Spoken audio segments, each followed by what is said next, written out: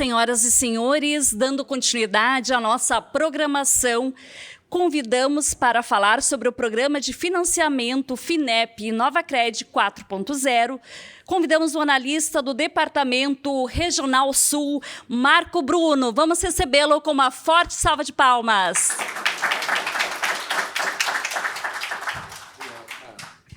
Boa tarde. Satisfação estar aqui no Fevale Tech Park. É a terceira vez que eu estou aqui, um lugar super bacana. E, assim, um lugar apoiado pela FINEP, né? Então, a gente fica feliz. Eu fiquei mais feliz ainda porque eu vi várias empresas aqui que já têm relacionamento com a FINEP, a própria Rankine, a Autos já fez operação com a gente, a Killing. Então, assim, tem bastante gente que já conhece a FINEP. Me deram só 15 minutos para falar, e vocês já perceberam, eu sou carioca. Carioca demora 15 minutos para dar boa tarde, né? Então, eu vou ter que falar tudo em 15 minutos, mas vamos tentar, né? Ah, tá. Mas eu vou passar rápido por essa parte e falar mais do crédito, mas a FINEP existe desde 1967, e o nosso negócio é financiar ciência, tecnologia e inovação. Quando eu falo ciência e tecnologia, eu estou pensando na pesquisa básica realizada no ambiente acadêmico, e quando eu falo em inovação, eu estou pensando nos aprimoramentos que acontecem nas empresas, né? Isso desde 67 é a nossa missão. A FINEP é um desmembramento do BNDES. Agora, mais cedo eu estava falando que aí você percebe, o pessoal do BNDES, meus colegas, tem vários colegas de FINEP que foram para o BNDES. O BNDES paga um pouco mais do que a gente, então eles vão para lá. Mas o BNDES ele tem a tradição de financiar infraestrutura. O que é isso? Obra e equipamento. E só com obra e equipamento você não faz inovação. O que é fundamental na inovação é gente, é equipe própria envolvida e serviços de terceiro que você chama. É aí que está a inovação. É aí que você cria o novo, né? E aí, só para vocês terem uma noção, a FINEP é muito conhecida pelo crédito, mas ela também investe em fundos e em empresas startups. Ela também dá subvenção econômica. A Auto já pegou subvenção econômica, né? O que é subvenção econômica? É o dinheiro não reembolsável, o dinheiro dado para a empresa para ela desenvolver alguma coisa de alto nível, né? A gente dá um apoio para aceleração e desenvolvimento de startup e faz o apoio às instituições de ciência e tecnologia, que são as universidades, os centros de pesquisa, né? E aí, para as ICTs, é apoio não reembolsável também, dinheiro dado. E, para vocês terem uma ideia, nos últimos anos, 40% dos nossos recursos ficaram na região sul. A gente opera muito na região sul, né? E se vê que a gente, aqui na região sul, eu falo a gente porque eu estou há 8 anos aqui, então me considero já região sul, a gente está mais ou menos junto com o sudeste, né? E bem à frente das demais regiões. Estou falando de 8,5 bilhões em 5 anos na região sul, metade das operações de crédito direto, mais de 70% do apoio a micro e pequenas empresas, que é o InovaCred, que eu vou falar mais, é isso. E já visitamos, somos 3 técnicos aqui, a gente já conseguiu visitar 153 cidades, né? Só eu já visitei... Não, eu já estive aqui. Então, ainda estou em 116 cidades que eu já visitei. Parece muito, mas é pouco. São 1.288 cidades nos 3 estados. Eu vou me aposentar com uns 80 anos só, né? Tá, e o financiamento? A primeira vantagem do financiamento da FINEP é a taxa que lastreia a operação, porque é a TR. Para quem não está familiarizado, TR é a taxa que reajusta a caderneta de poupança. E a gente sabe que se a gente não quer perder o dinheiro, a gente não bota na poupança. Então, é uma taxa desenhada para perder da inflação. Mas a maior vantagem dela é a estabilidade dela. Vejam, nesse gráfico aqui, ele já está desatualizado, mas é mais ou menos isso. Em 10 anos, a TR oscilou de 0% a 2%. Enquanto que a Selic fez o coração da gente bater mais forte, né? Então, variou de 2% a 14,5% em 10 anos. Como é um crédito de longo prazo que o camarada vai pagar, para pagar em 8 anos, Daqui a 5 anos, onde está a Selic? Como é que o meu financeiro vai se programar para pagar baseado em Selic? Onde é que vai estar esse dinheiro? Quanto vai ser a Selic daqui a 5 anos? Quanto vai ser a TR? Alguma coisa entre 0% e 2%, muito provavelmente. Então, para a programação, no final, a taxa nominal é equivalente, mas a questão é, eu consigo me programar melhor. Para o pessoal da área financeira, é um alívio, fala assim, não, eu sei quanto eu vou pagar. Né? Sei mais ou menos, mas sei. Né? A Selic, na verdade, é uma aposta. Né? Você pode ganhar ou perder. Né? E a TR não. E a gente, para dar crédito, a gente divide claramente em 2 portes de empresa. Tá? Empresas menores, a gente opera através de agentes financeiros credenciados. E empresas maiores são atendidas direto com a FINEP. Isso por quê? Primeiro que a FINEP não tem braços e pernas para atender a grande... Para vocês imaginarem, e isso é bem interessante, a bom e velho Pareto, né? 80% do recurso da FINEP é no crédito para grandes empresas. 20% dos projetos é crédito para grandes empresas. Quer dizer, são grandes projetos imensos. Né? 80% dos projetos que a gente financia é para pequena e média empresa, mas valores pequenos. Tem operação de R$150 mil até 15 milhões para pequena e média empresa. Então, é aí que está o dinheiro. São empresas que faturam até 90 milhões por ano, é imensa maioria. Né? Então, é mais fácil para os agentes locais lidarem com essas empresas do que para a FINEP, porque a FINEP fica lá no Rio, eu fico em Florianópolis, mas meus colegas que trabalham de verdade ficam lá no Rio, eu viajo, como coffee break e tal, mas eles têm que ter uma regra geral para o país inteiro, e a realidade de uma empresa, de uma pequena indústria no Rio Grande do Sul, é diferente de uma empresa extrativista de açaí na Amazônia. Né? Então, o Banco da Amazônia analisa a empresa lá da Amazônia e os bancos aqui da região analisam as daqui. E fica mais fácil para analisar crédito, para definir garantias. Né? Então, com a FINEP, não, aí as grandes, uma Marco Polo, uma VEG da vida, aí eles se viram lá com a FINEP, o papo é outro. Né? Mas para quem é menor, é melhor falar com os agentes locais.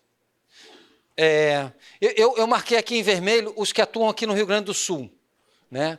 Basicamente, do que eu estou falando? Estou falando do BRDE, que é o nosso principal repassador, né? É o maior banco de fomento regional do país. Banrisul, Badesul, que são estatais, e as três principais cooperativas de crédito, né? A Cressol, Sicob e Sicredi. Eu falo nessa ordem porque foram as que foram aderindo, foi nessa ordem que elas aderiram. Né? A Cressol veio primeiro, depois veio o Sicob e por fim veio o Sicredi. Então, através desses bancos, a gente pode emprestar dinheiro para empresas bem pequenas mesmo, faturamento até 16 milhões, TR mais 6,07% ao ano. Estou falando de pouco mais do que 8% ao ano. E para as maiores, né, de 16 a 90 milhões, TR mais 6,61% ao ano. Né? Estamos falando aí de 8,5% ao ano. É uma taxa muito boa. Mas a maior vantagem não é essa. É que a gente dá até 2 anos de carência. Isso, para financiar a inovação, é fundamental. Por quê? Porque a inovação ela demanda um investimento na frente que só vai retornar posteriormente.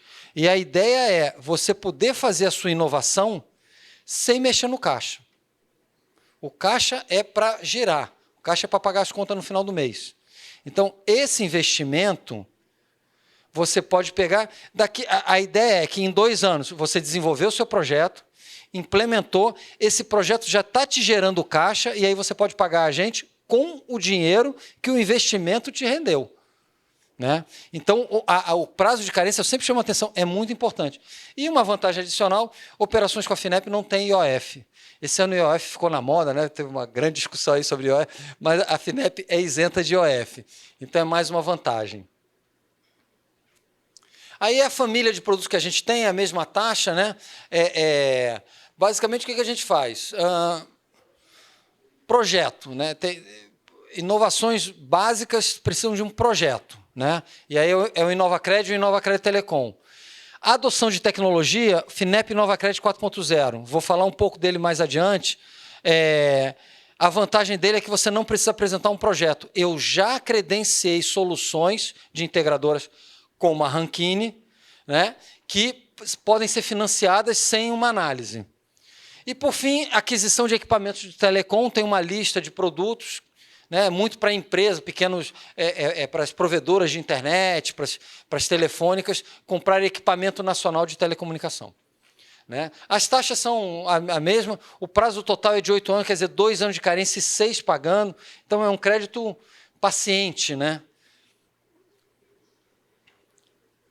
Tá, o InovaCred 4.0, qual foi a ideia do InovaCred 4.0, que a Rankine é uma das nossas credenciadas?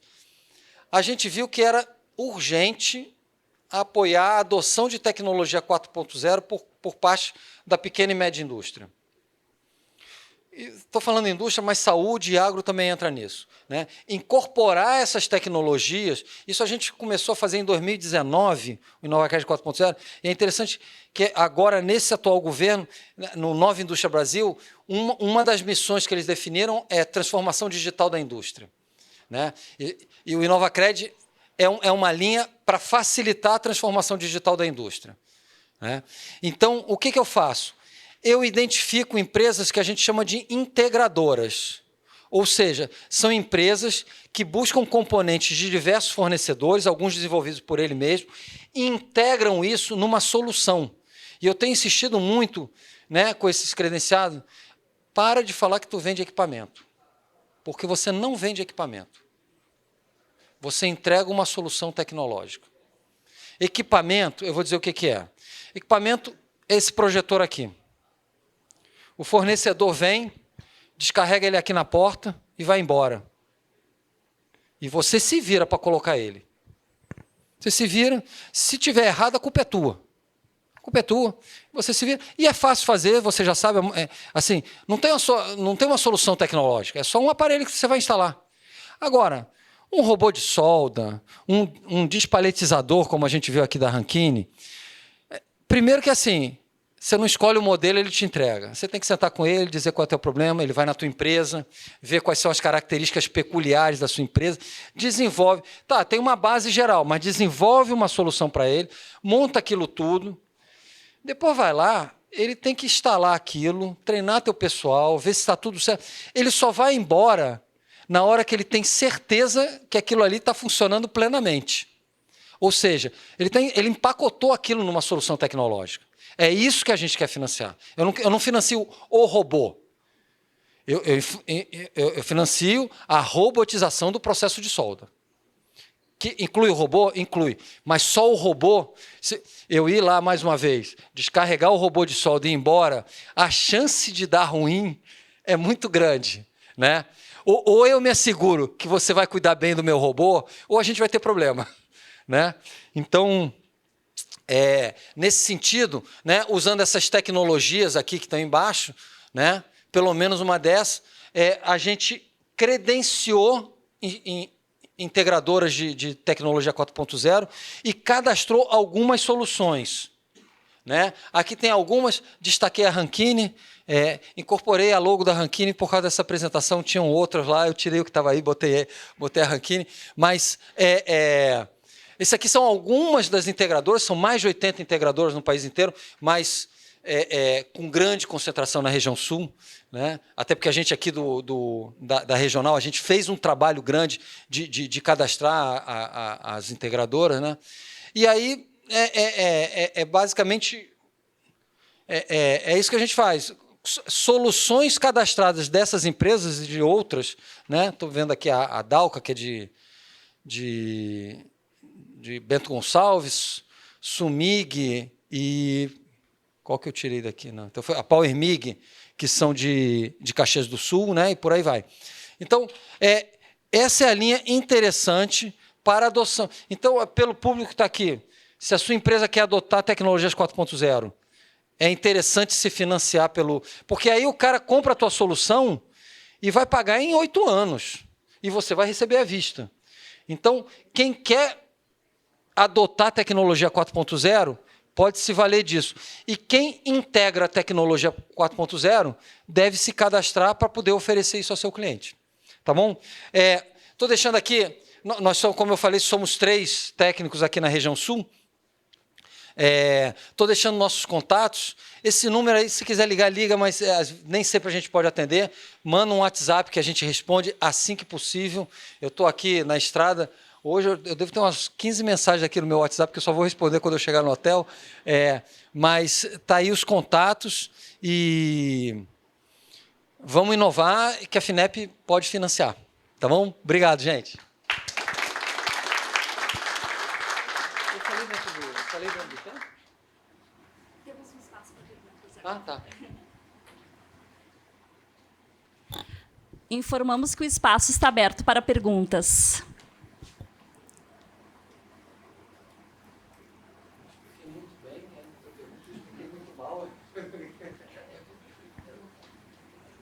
Tudo bom?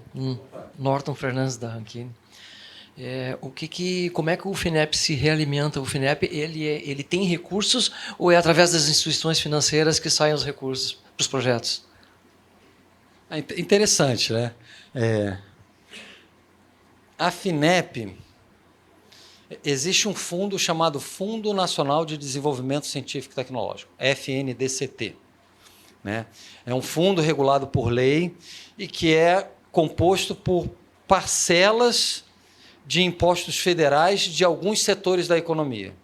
Em resumo, quando você abastece seu carro de combustível, vai um trocado para a ciência e tecnologia. Quando você compra uma passagem de avião ou de ônibus, quando você paga a conta de telefone, de luz e de água, vai um recurso para o FNDCT. Tá? E a FINEP é a secretaria executiva do FNDCT, ela opera o FNDCT. Então, teoricamente, legalmente, é um dinheiro carimbado. O governo recolhe esse dinheiro e tem que mandar para o FNDCT, e aí o conselho gestor do FNDCT que decide como é que vai utilizar esse dinheiro. Isso é teoricamente. No mundo real, primeiro que o conselho gestor do FNDCT, a maior parte dos componentes é do governo, que tem que ser mesmo, né? Mas tem participantes da área acadêmica e da área empresarial também. Então, eles discutem. E, eventualmente, até por orientação do governo, eles chamam de contingenciar uma parte desse dinheiro. Mas, no governo atual, eles optaram por não contingenciar. A gente está operando plenamente o FNDCT. O que aconteceu esse ano é culpa da FINEP. Vou dizer por quê. Pela lei do FNDCT, 50% do recurso anual, do orçamento anual, é para ações não reembolsáveis, dinheiro dado para empresas e para a universidade. E 50% é para o crédito. Nos últimos anos, nós da FINEP, a gente tem se distraído um pouco e tem aplicado vinha aplicando 75% para o crédito e apertado a ciência básica, né? Porque é mais interessante, é mais fácil para a gente, o ticket médio é mais alto, enfim. O retorno é maior, enfim. Mas o fato é que esse ano, no começo do ano, o conselho gestor chamou a gente e falou: acabou a brincadeira. E aí, por conta disso, se eu aplicava 75% do meu recurso, agora eu aplico 50%, eu tive uma queda de 33% no disponível para o crédito. E aí faltou dinheiro esse ano. A gente entende que a partir do ano que vem a gente vai ter condições de normalizar esse recurso. Mas essa que é a origem do dinheiro da FINEP, né? Não tem uma margem, não depende muito da política, assim, da política no sentido de política partidária, do toma lá da cá, não é muito por aí. Mas tem aí uma discussão para onde vai esse dinheiro, quais são as áreas. No atual governo, para pegar aí de gancho, o atual governo ele trouxe uma novidade para a gente muito positiva. Alguns aqui já devem ter ouvido falar no Nova Indústria Brasil, que é a política industrial brasileira.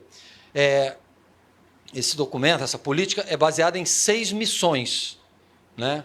E a orientação que a gente recebeu do MCTI, da direção da FINEP, temos que apoiar projetos que se enquadrem em pelo menos uma função da Nova Indústria Brasil. Para a gente é muito bom, porque isso baliza o nosso trabalho. E é o que eu falo, eles definiram 6 missões. 6 prioridades, né? Que eu digo que são prioridades óbvias, né? Vamos começar. Cadeias agroindustriais sustentáveis. É prioridade do país? É. Complexo econômico industrial da saúde. É prioridade do país? É. Desafios das grandes cidades. Mobilidade, resíduos, saneamento. É prioridade do país? É. Bioeconomia, descarbonização, transição energética. É prioridade? É. Aí, o que interessa aqui mais para esse grupo. Transformação digital da indústria. O Nova Indústria Brasil é uma reindustrialização em novas bases. A gente tem que reindustrializar o país, mas de maneira mais eficiente, e aí transformação digital, e mais limpa, né? Vamos, sem brigar com o pessoal da ecologia, vamos procurar impactar o mínimo possível. Então, e a sexta missão é defesa, segurança e soberania nacional também. Então, é óbvio. Isso me ajuda, porque o cara fala, eu quero desenvolver uma ração de cachorro. Cara, legal, mas é uma prioridade do país.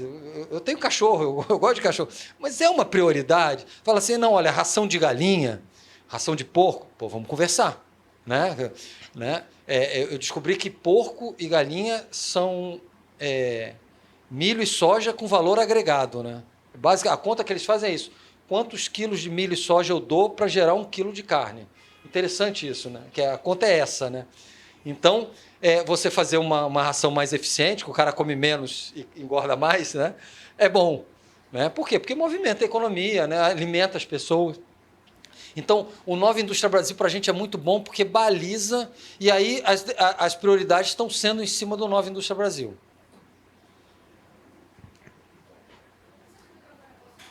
É que a gravação daí não aparece.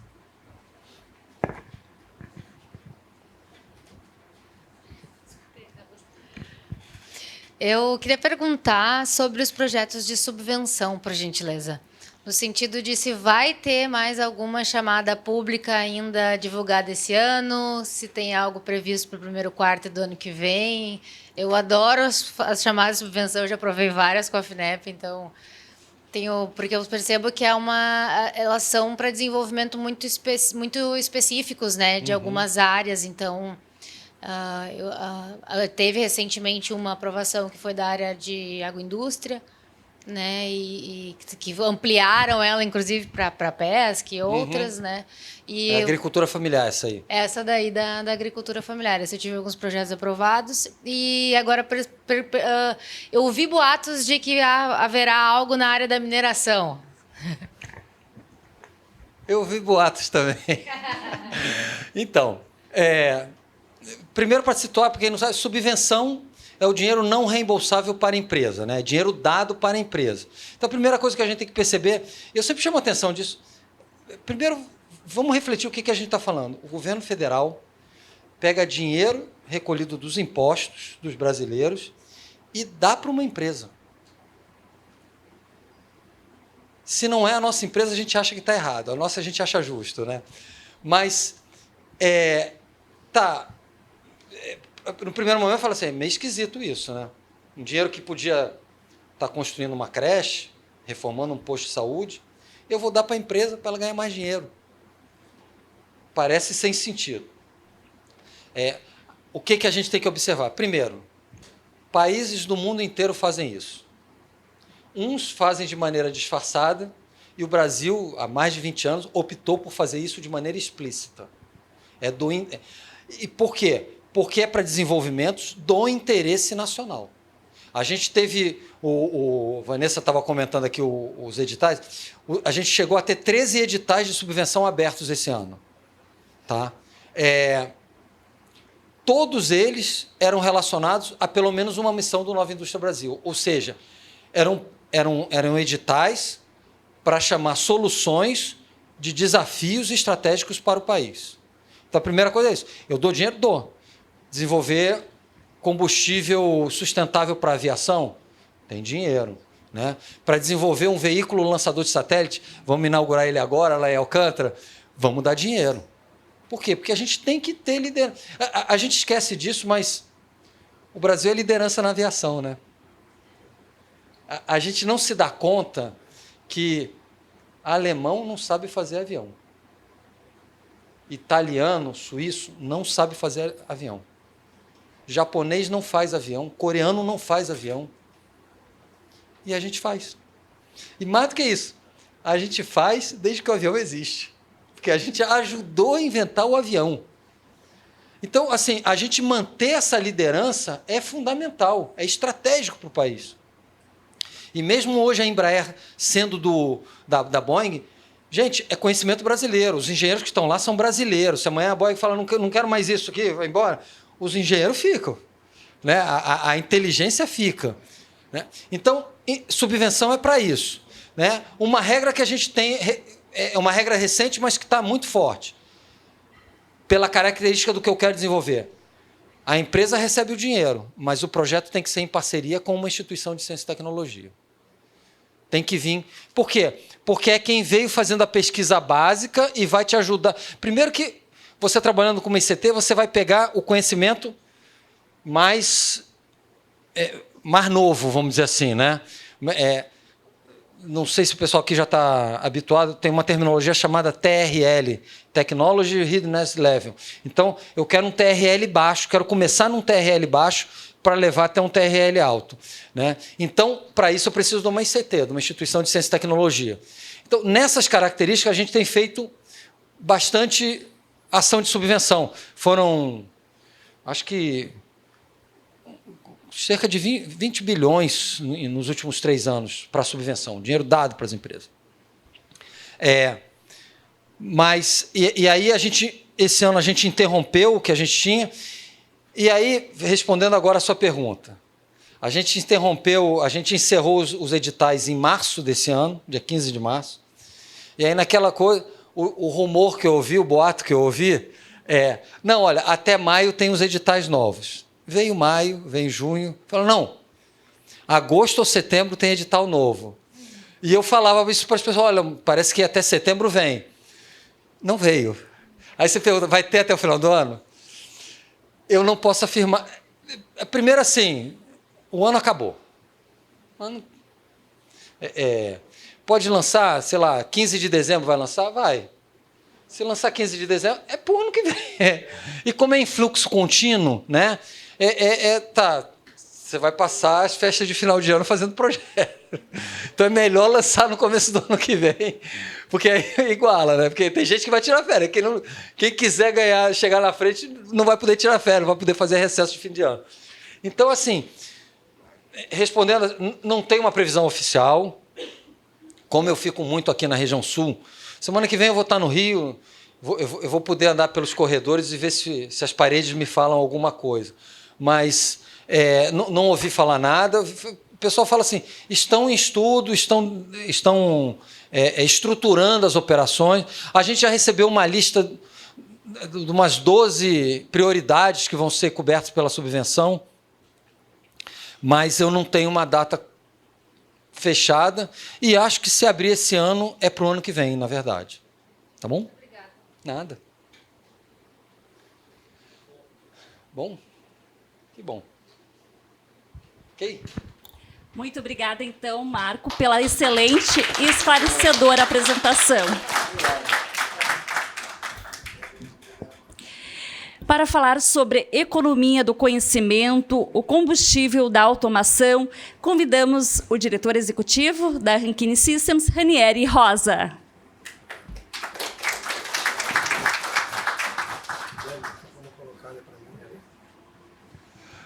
Bom, pessoal, agora vai ser breve, prometo para todos aí que a gente vai ser bem breve para encerrar, né, o nosso fórum.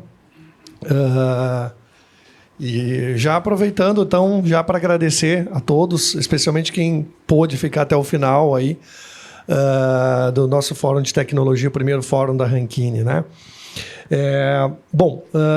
Nós vamos. A ideia aqui é a gente fazer um exercício do momento da economia, né? E falar um pouquinho sobre a economia do conhecimento, né? Que alimenta tudo que a gente falou até agora, né? Tudo que a gente falou até agora, como que isso é implementado, qual é a matéria-prima da tecnologia? É o conhecimento. E aqui nós temos uma economia, né? Que a gente precisa estar acompanhando. Então, a gente desafia a todos a gente exercitar um pouco disso, né? Como que nós estamos nesse caminho, né? E aí, o que é a economia do conhecimento, né? O Bruno comentou aqui em questões estratégicas, né, do país, por questão dos investimentos do FINEP. Todos os países têm questões estratégicas de investimento, né? E o Mauro trouxe hoje de manhã o MIT, né, com uma estratégia definida do governo americano para desenvolver tecnologia e aplicar numa indústria que eles estão querendo trazer de volta para casa, né, algumas manufaturas. Então, um movimento, né, e eles, olha, é através da economia do conhecimento, né, que tudo isso ocorre. Então, economia baseada em atividades intensivas, né, em conhecimento, né, mais o capital intelectual, né? Então, isso é a economia do conhecimento, né? Porém, implicação, ativos intangíveis, né, que são o que a gente estava falando, dados, né? Dados, skills, algoritmos, toda a tecnologia de software, controle de processo, né, eletrônica e tudo mais, né, torna-se chave aí para produtividade e inovação, né? Como que está a nossa corrida, né? Como que está a nossa corrida na economia do conhecimento, né? O mundo está falando em economia do conhecimento, né? 88% das organizações já estão reportando que estão utilizando IA em algum tipo de função. Hoje isso é dado brasileiro, tá? Então, as organizações, as empresas já estão nesse movimento. Tá todo mundo lá na Rankine, cada departamento tem lá uma meta, ó, tem que aplicar IA em alguma operação, trazer resultado de alguma operação, né? A maioria das empresas aqui, tenho certeza que todas aqui presentes, né? Então, até 2040, né, todo o potencial de crescimento aí que tendências digitais, né, políticas e infraestrutura digital são determinantes. Países, empresas que investem em capacidades digitais aceleram a transição, né, para a economia do conhecimento. Então, nós falamos lá desde o dia, né, essa parte de automação. Eu queria focar um pouquinho na robótica. Se a automação deu um primeiro passo na indústria, nós estamos vivendo um momento de robótica, né? Que, claro, né, a robótica tem uma função ainda dentro do campo da indústria 4, ou, aliás, da indústria ainda 3.0, digamos assim. E aí a conectividade dela, assim, já para a indústria 4.0. Mas no Brasil é muito claro que a automação caminhou primeiro do que a robótica, né? E agora a gente vem num movimento de robótica no país. Vamos falar um pouquinho do mercado de robô. E quando eu falo mercado de robôs, robôs industriais, tá? Braços robóticos, que foi que a gente mostrou aqui na palestra anterior ali da Rokai, né? O mercado de robôs, gente, deve movimentar cerca de 100 bilhões de dólares até o final dessa década, até 2030, mais ou menos, ali dizia a reportagem da Forbes, né, que é uma fonte bem segura. E sendo que nós temos instalados hoje no mundo 4,5 milhões de braços robóticos, né, trabalhando neste momento. 4,5 milhões, tá? Esse é o tamanho da economia do mercado de robótica no mundo. 100 bilhões de dólares nos próximos, aí, vamos dizer, arredondando 5 anos. Tá? Contagem de robôs no Brasil. O que nós temos de robôs instalados no Brasil, de braço robótico, né? Em 2019, foi feito um levantamento com precisão, 15.600 robôs. E a projeção que a gente viu lá de 25 mil robôs, essa projeção foi feita pela Forbes. Mas tem uma margem de erro aí legal, né? Porque, enfim, certamente o Brasil já deve ter um pouco mais de 30 mil braços robóticos trabalhando na indústria brasileira, espalhados em todos os mercados. Tá? Esse é um número bacana da gente saber. O Brasil tem entre 25 e 30 mil robôs trabalhando na indústria brasileira. Tá? Falar um pouquinho da evolução de consumo, né? Vamos entender um pouquinho como é que é a nossa relação, né? A evolução do consumo de robótica, né? Taxa de robôs em atuação para cada 10 mil trabalhadores. A cada 10 mil trabalhadores, quantos robôs o país tem? Uma relação tipo, como se fosse per capita. Coreia do Sul, a cada 1 mil robôs, cada 1.000 robôs, né? A cada 10 mil pessoas tem 1.000 robôs trabalhando. Ou seja, 10% dos colaboradores que atuam numa indústria, numa fábrica, são robôs. Não são mais operadores humanos. Né? Na China, que nós temos lá 1 bilhão e 300 milhões de habitantes, arredondando aí, mais ou menos, 470 a cada 10 mil pessoas. Né? Então, em torno de 4,7% da classe trabalhadora dentro de uma fábrica, dentro de uma indústria, são robôs. Estados Unidos, né, baixou um pouco a taxa, 300 a cada 10 mil, 3%.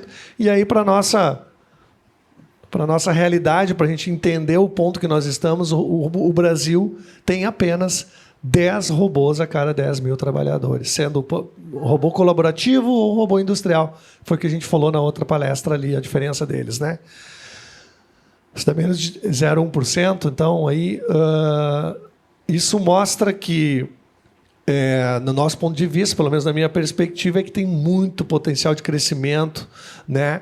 Porque a economia do conhecimento ela puxa a nível mundial, né? Não é, a gente está num contexto globalizado, né? de relação de comércio, né? No mundo. Então, basicamente impossível imaginar que nós não vamos buscar números maiores. É inevitável, né? E a gente falou antes ali da dificuldade de mão de obra, né, gente? Então,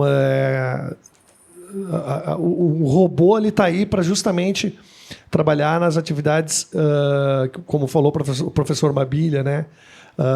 De repetição, né? Repetição. Então, em grande escala, né? Essa é a função da IA e da robótica, né? Eliminar essas operações de grande fadiga, né? Então, esse é um número brasileiro. E a média mundial, aí, 162 robôs a cada 10 mil. Essa média dos países que têm robô, tá? Não é uma média mundial, assim, exatamente. É dos os países que possuem indústria que tem robô. Né? Então, nós estamos muito abaixo da média mundial. Muito abaixo. Né? Na América do Sul, nós somos, na média, estamos abaixo. Né? Então, essa é uma questão para refletirmos. Então, aqui um executivo importante, o Adrian Covey, executivo da ABB, né? Sobre o mercado de robôs colaborativos, que cresce a 2 dígitos. Então, essa é uma informação importante. Né? Já está em crescimento a utilização de robôs colaborativos, robôs de pequeno porte, que a gente mostrou ali antes, até 30 quilos, que podem trabalhar no meio da operação. Está crescendo aí 15%, 20%, 30% ao ano, dependendo do momento da economia. Né? Então, ele é um aliado hoje da indústria. Né? São várias atividades econômicas, aliás, de produção que utilizam, né, os robôs colaborativos. Ele está em fase de crescimento.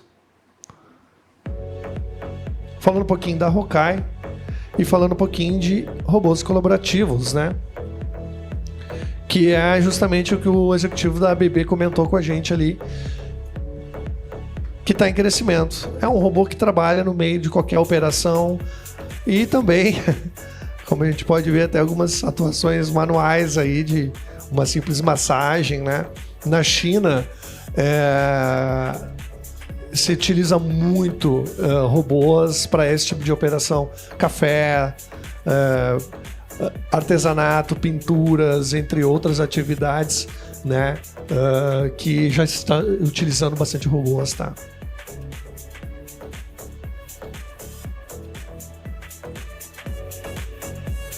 A ideia é a gente despertar essa curiosidade, são números, né?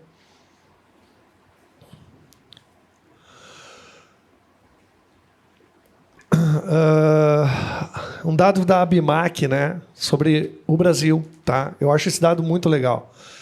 42% das máquinas possuem mais de 15 anos de vida. A nossa indústria... O Mauro trouxe hoje de manhã um dado, a gente já representou 30% do PIB, nós estamos em 10%. A indústria, o que mais a gente vê é fábrica antiga, máquinas antigas.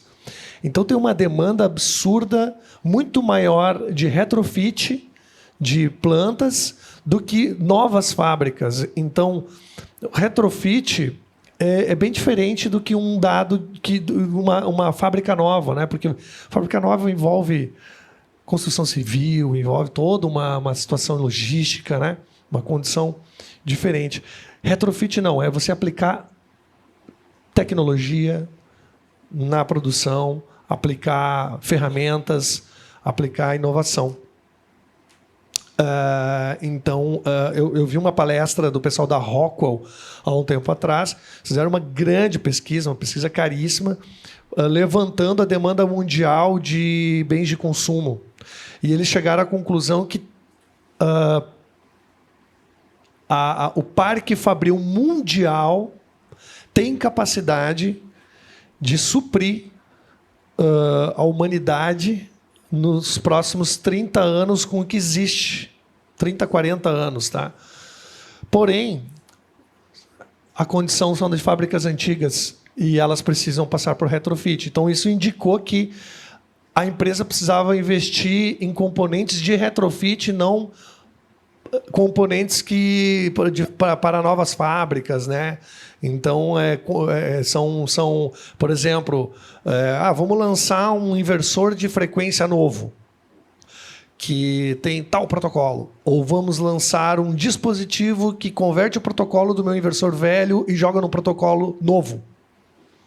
Opa, isso é um retrofit. Eu não estou trocando o ativo. Eu estou adicionando um componente nele para ele ter um protocolo, né, mais atualizado de comunicação e ter uma transição de dados mais rápida, mais eficiente. Então, as empresas de P&D, de automação, assim como, por exemplo, a Altus, têm investido muito nisso, em componentes para aplicações nas estruturas existentes. Tá?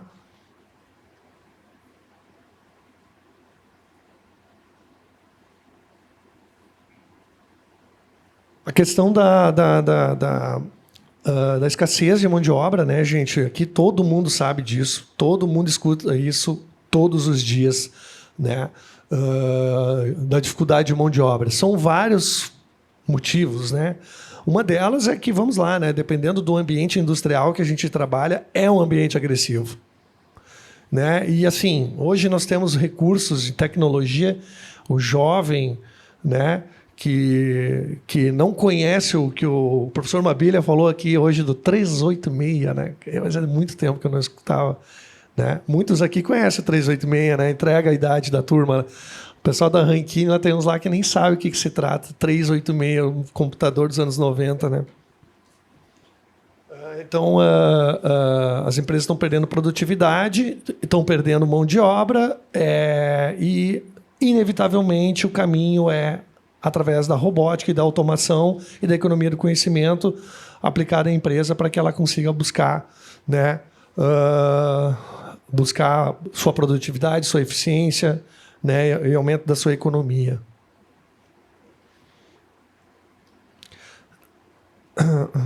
Bom, a automação e robótica não substitui pessoas, ela potencializa a economia do conhecimento, é exatamente isso. né? Uma Bíblia comentou aqui da IA, né? IA mais ser humanos. A mesma coisa a gente está falando aqui. Automação, coleta de dados,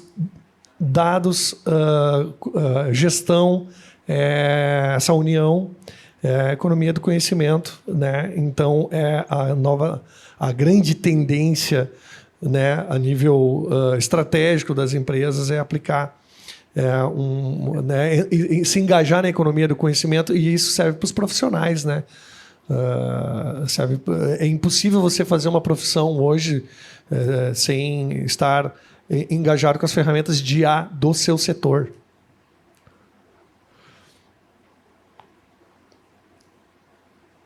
Aqui a gente já falou, tudo bem. Eu queria falar um pouquinho, aproveitando esse gancho, uma pesquisa muito bacana que a gente viu aí também, tem uma das fontes é a Forbes, das novas profissões, gente,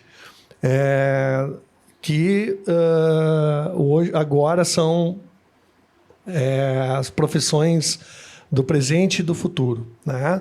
Então, essa daqui de forma geral, tá? Cientista de dados, especialista em cybersecurity, engenheiros de software, especialista em inteligência artificial, né? O cargo do profissional. Gestor de sustentabilidade. As empresas hoje precisam ser mais sustentáveis, não tem como ter perdas. E esse é um fator determinante, né? Está todo mundo buscando obter aproveitamento de insumos internos, enfim, toda uma série de movimentos para uma aplicação mais sustentável das suas produções. Desenvolver, então, realidade aumentada, analista de dados, formacionistas, especialista em energias renováveis, né, de novo, voltando para a questão da sustentabilidade, educador digital, né? A gente ainda tem uma escola, em termos gerais, para não generalizar, né? Não está ainda bem adequada, né, com o momento da economia do conhecimento, né? As nossas escolas primárias, universidades ainda precisam fazer um upgrade nesse sentido. E um psicólogo especializado em bem-estar digital, né? Então, essas são profissões que estão em alta no momento aí para os próximos 10 anos, tá? Aqui mais na área de tecnologia, né? Olha só que interessante, o advogado especialista em proteção de dados. Não sabia que essa profissão existia, né? Eu estava conversando com o professor Mauro, qual que foi? Detetive de dados. Eu falei, cara, o que é isso? Detetive de dados? Nunca tinha ouvido falar nisso. O Mauro disse, sim, porque nos Estados Unidos tem, de novo, dentro da área de cybersecurity. Então, tem profissões aqui que a gente sabe que não existia. E a gente não precisa ter medo disso, né? Isso é uma coisa que eu costumo comentar. Lá atrás, quando eu fiz o técnico, o Maurinho botou uma foto ali, minha, o Piazão. Não existia analista de dados. Eu me lembro que quando né, Piazão não tinha análise análise de sistemas ainda. Estava começando, né, a lançar os cursos de faculdade. Hoje é a profissão que mais emprega no Rio Grande do Sul, né, é analista de sistemas. E quando eu era jovem, a gente está dentro de uma mesma geração. Como mudou, né, as profissões, né? E quantas profissões a gente sabe que não existem mais, né? Então, essa mutação ela é normal, é o mercado se adaptando. Então, é uma mudança natural, é um fluxo natural, é inevitável.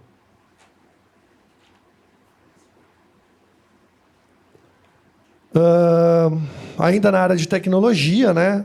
Então, aqui mais algumas profissões que estão em alta, novas, né? Eu estou colocando essas profissões para vocês visualizarem o seguinte: a maioria aqui, eu acho, dessas profissões nós não conhecíamos. E são cargos dentro das empresas que estão em alta. Grandes salários, importância. Então, programador de machine learning, né? Programador de machine learning. Na Rankine, nós vamos ter um programador de machine learning. Quem vai ser, né? Não sou programador de machine learning. Ok. Ainda ativos mais valiosos das empresas hoje não é a máquina, é o conhecimento. Então, a economia de conhecimento está mostrando isso para nós, né? A gente tem que aplicar todos os recursos, mas o ativo da empresa sempre vai ser o conhecimento de como produzir aquele produto, né? Automação mais inteligência humana igual produção ágil. Pessoas mais estratégicas, né? Menos operação, menos operacional, menos repetição e mais estratégia, mais gestão, mais análise do ser humano. É tudo que a gente falou aqui hoje, né?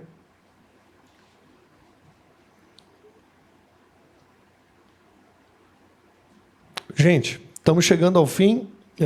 Vou deixar uma frase aqui, que foi uma frase que não foi eu que escolhi, foi uma frase que escolhemos lá na empresa em conjunto, né, Gabi? Na economia do conhecimento, quem conecta pessoas, sistemas e dados constrói o futuro. Eu acho que ela resume o nosso dia de hoje, né? E aí, então, chegou o fim do fórum. Gostaria de agradecer o meu muito obrigado a todos. O meu muito obrigado em nome do time da Rankine, dos apoiadores do fórum, a Altos, o FINEP, a Tintas Killing, que nos apoiaram, e todos os participantes dos estandes, as empresas que vieram aqui com a gente. Espero não estar esquecendo de ninguém, mas todos os nossos apoiadores, o Tech Park Fevale, né, que nos cede o espaço aqui.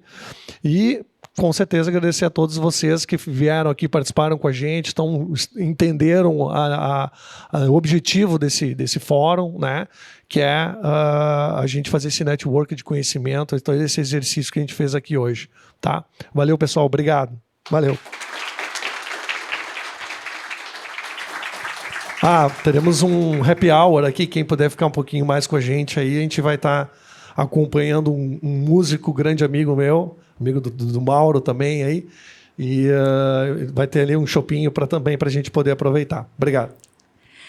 Obrigada, Ranieri, pela brilhante palestra que nos proporcionou reflexões valiosas sobre a economia do conhecimento, um tema inspirador e relevante para nossas organizações. Informamos que, a partir de agora, teremos o sorteio dos brindes. Então, através do número que vocês receberam na recepção do evento, né? E depois nós teremos o nosso happy hour. Convido, então, o Ranieri para me ajudar, né, a fazer a entrega dos brindes, né? E também lembramos a todos para pegarem a sacola que será entregue no final do evento. Então, eu que vou... Posso pedir ajuda aqui para os nossos palestrantes para pegar o número? Pode. Vamos fazer um sorteio, então. O Maurinho vai sortear um número. Pessoal, vamos procurando os seus números aí, então. 68. Acho. Qual que é o brinde? Qual que é o brinde do... Esse aqui.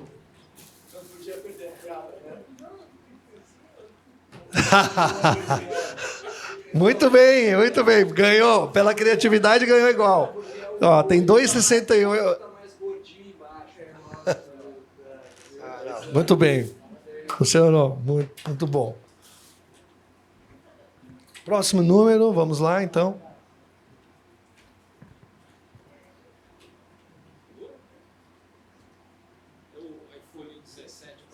É isso aí. Número 49. Número 49, pessoal. Alguém? Já foi? Já foi. Mais um. Próximo número. 49? Bah, os caras combinaram. Não é possível. O WT ganhando os recados. Ó, goleada hoje, hein?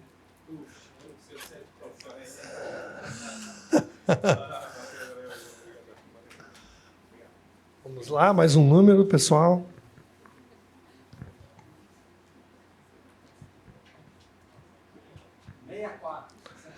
Sessenta e quatro. Não. Próximo número.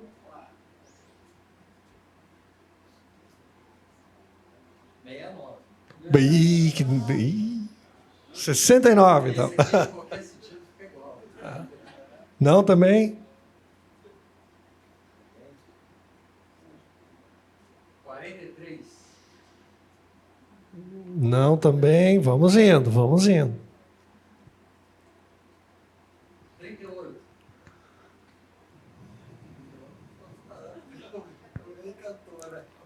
Vamos lá. 55.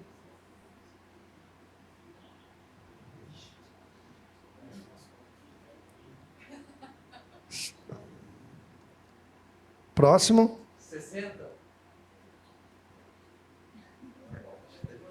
Vamos lá. Tem bastante números aí. 50. 50.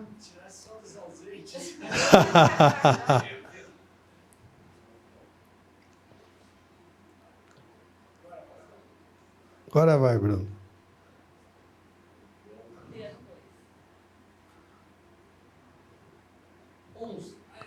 Aê!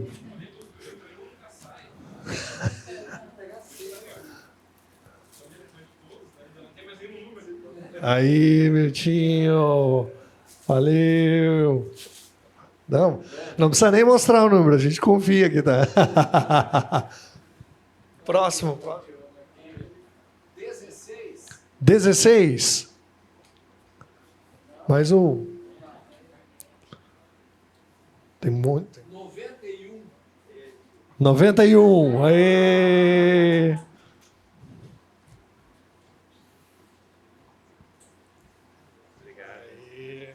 Obrigado. Sancha.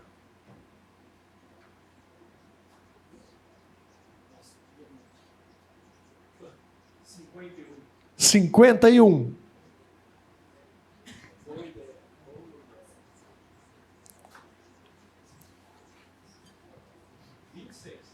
26. Vamos lá. 31. Ah lá, tá aí. Isso aí, ó.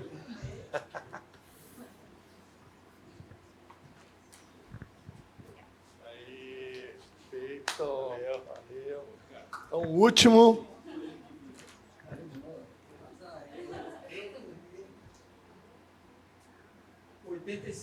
86. Aê, pô, cara. Ai. Que massa. Show. Vamos fazer junto. É um churrasco. Vamos ter que fazer um churrasco juntos agora.